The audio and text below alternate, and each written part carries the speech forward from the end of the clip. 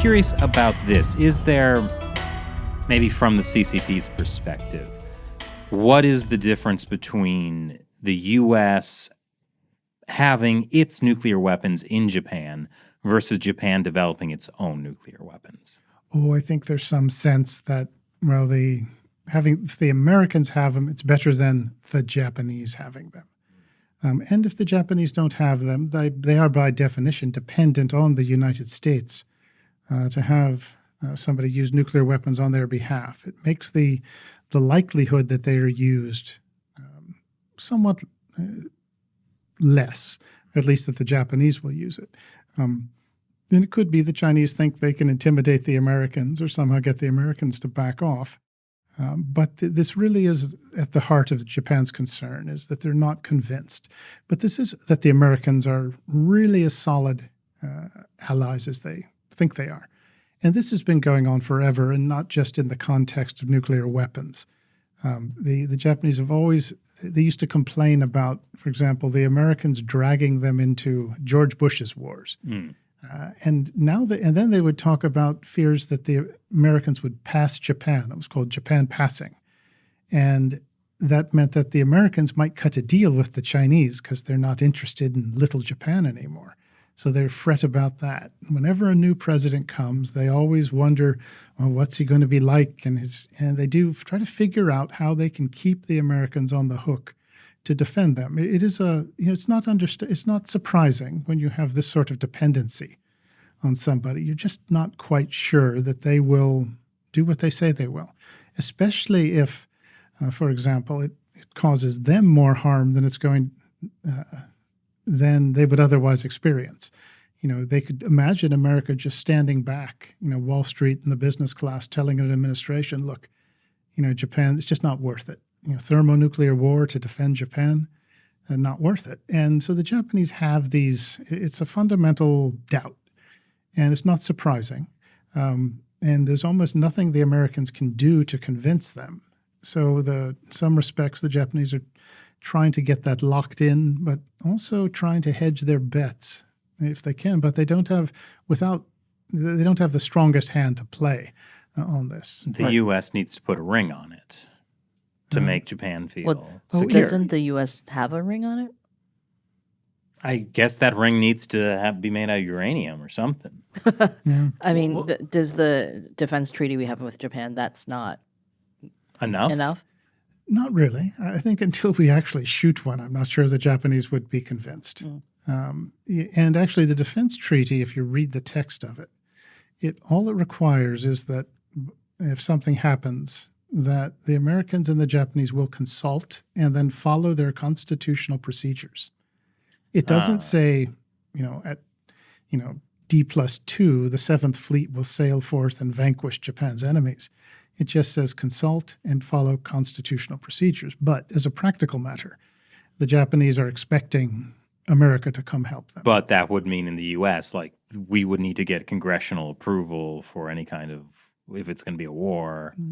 Mm-hmm. So that could be, It could take a while, but a president can also order, as the commander-in-chief, he could order for things to move right away. Right. So is this the case with just the U.S.-Japan defense treaty, or is this the case in general with treaties the U.S. has with its allies? It's like the sworn Philippines. to defend. They're basic in Asia. They're basic. It's similar.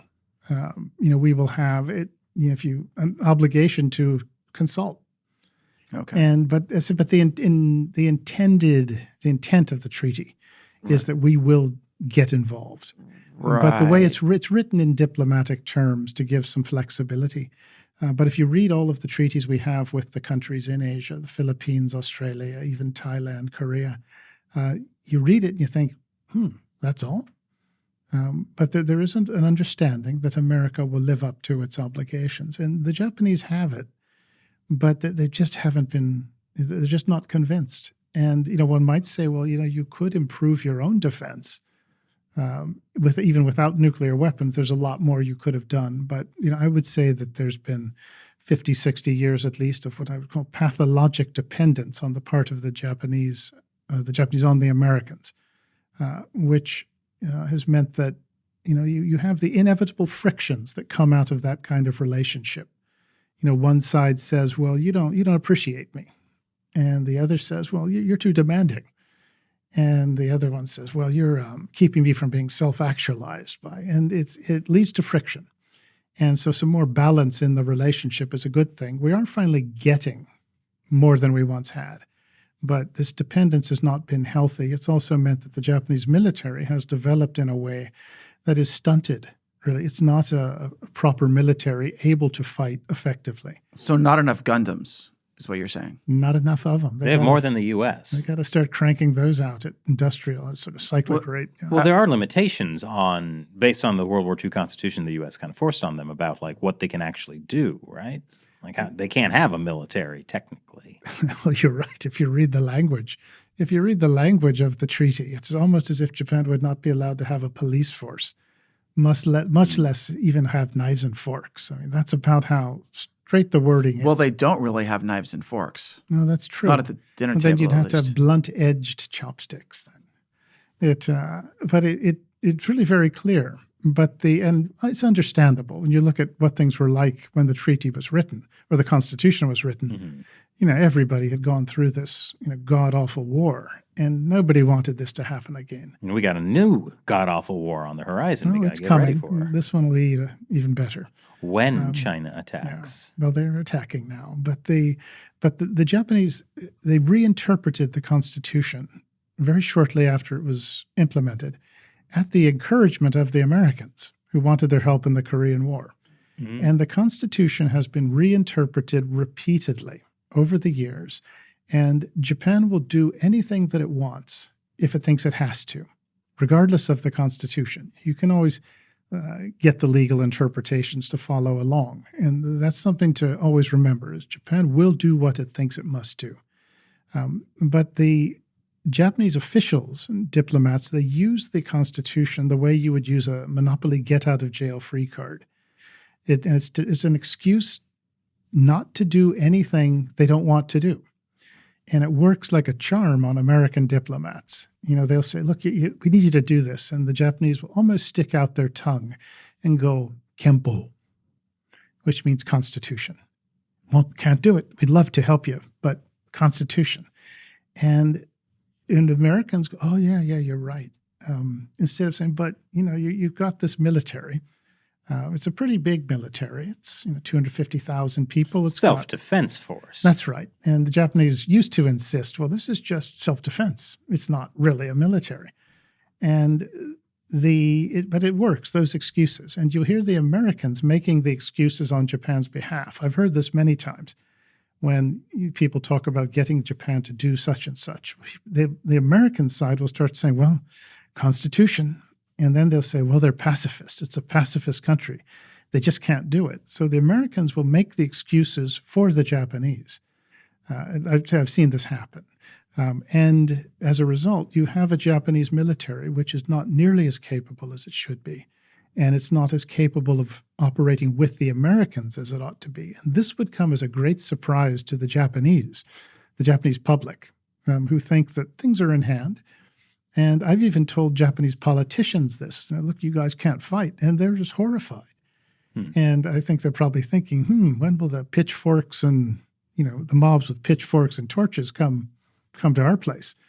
But that is the reality of it, unfortunately. And this isn't something one can say if you want to get invited to anything. Because you've heard over the decades, American officials, after they have every meeting with the Japanese, they will say, the relationship has never been stronger, never been better. And then there's other people who are saying, well, and even the Japanese in the military, some of them will tell you, look, couldn't somebody just point out that it isn't that good? But this is why we are where we are today. This is, where you've got China breathing down everybody's necks and threatening to use nuclear weapons, just breathing threatenings and slaughter. And unfortunately, instead of the Americans and the Japanese being as tied to the hip as they should be and able to operate effectively, and there's an exception, that's the two navies who actually are pretty good and know what they're doing. The Japanese Navy is about half the size it needs to be, but nonetheless, they have an excellent relationship. Not just that they're friends, it's that they can operate together. And it's also why this nuclear weapons issue keeps getting raised. It's because the Japanese don't feel confident enough in the Americans, which I think is also ultimately a function of them not feeling confident in their own capabilities, which they have not developed as they should.